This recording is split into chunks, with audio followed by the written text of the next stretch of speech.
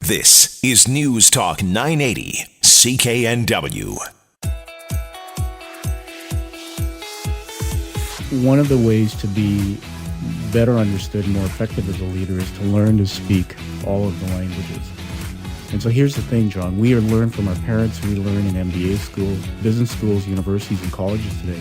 They don't teach motive-based leadership. This is new innovation, new science that we're bringing to leaders in the world. In this episode of the Leadership Series, we focus on the languages and skills of a leader with business coach and mentor Tom Dutta of KRE-AT. Tom coaches CEOs and high-level business leaders on how to communicate as a leader and how to pick yourself up when you fail so you don't end up in what he calls the leadership graveyard. So, Tom, you've been in business for many, many years. You coach CEOs, you mentor business people. So at this point in time, you've gained a fair amount of knowledge and insight about leadership and what good leadership looks like. So from your perspective, what is it when we say good leadership? What are we talking about? A lot of leaders I've worked with, they on the outside, they appear to be successful, but on the inside, they're living in quiet desperation. You know, some of them feel misunderstood. And in fact, the graveyard of leadership gets bigger and bigger every day. I've been in the graveyard a couple of times in my career, and what's interesting is it's not about what makes a great leader. It's about when you fall down, what does it take to get back up? And the number one reason why the graveyard grows for leaders is because they speak only one of the four languages of leadership. So what are the four languages of leadership? So this is the story of the hotel. So you have a role in this. We'll have some fun. So you are the clerk, and I am the traveler. And John, I've been traveling all day, and I have a room booked in your hotel. All right? So all you have to say when I say I'd like my keys to my room is say, I'm sorry, Mr. Dutta, but we do not have a room for you in the hotel. So you ready? Yep. All right. Scenario 1. Hi, my name's Tom. I've been traveling all day. Listen, I have a room in your hotel, and I'd like my keys. I got a board meeting. I got some work to do, and I'm going to be getting up early tomorrow. I'm sorry, Mr. Dutta, we do not have a room for you this evening. Excuse me? Your name's John, right? Yes. Listen, so as I lean forward to John, look, I have a room in your hotel, and either I get my room or you might not have a job. And by the way, is that your manager over there? Let's get him over here because we need to fix this, because I know I have a room in this hotel. Scenario 2. So, hi, my name's Tom. How are you, John? I hope you've had a good day. It's been a long day. I'm tired, I got a long day tomorrow, and just need to get my keys and get to sleep. Mr. Dutta, we don't have a room for you this evening. Oh, gosh.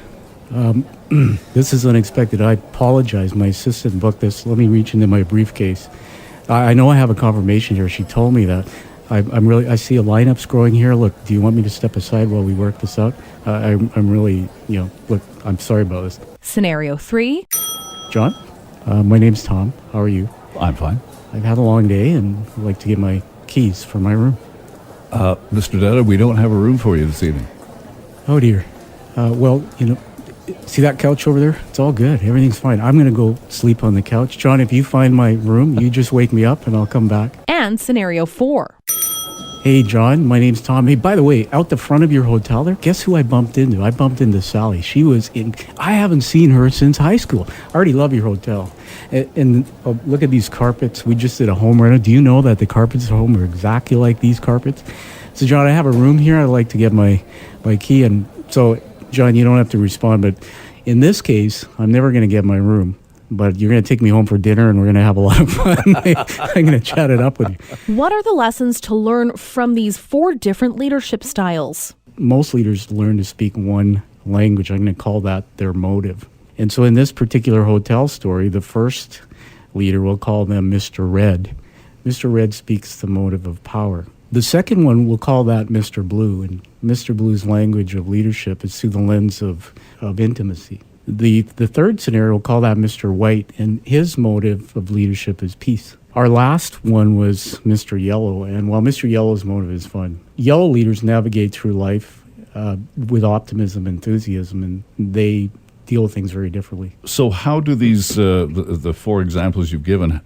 How do you keep these leaders out of the graveyard? How do they become more successful? Right. Based on their personality trait. Well, so let's go back to the story for a minute, if that's okay. And just to put it in context, 30% of the leaders out there speak the language or the motive of power.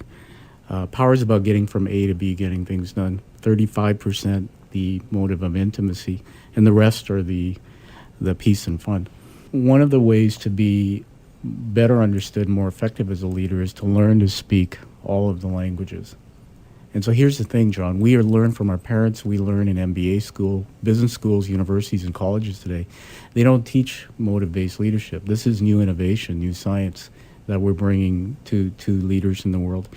And so if you can just take for a minute, if you knew your core motive, mine is blue, if you knew yours was red, and you could learn to speak the languages, the three other motives, you would have more effective style of leadership. Once you understand what type of leader you are and how best to use your skills to lead, you'll hopefully find it easy to stay out of the leadership graveyard.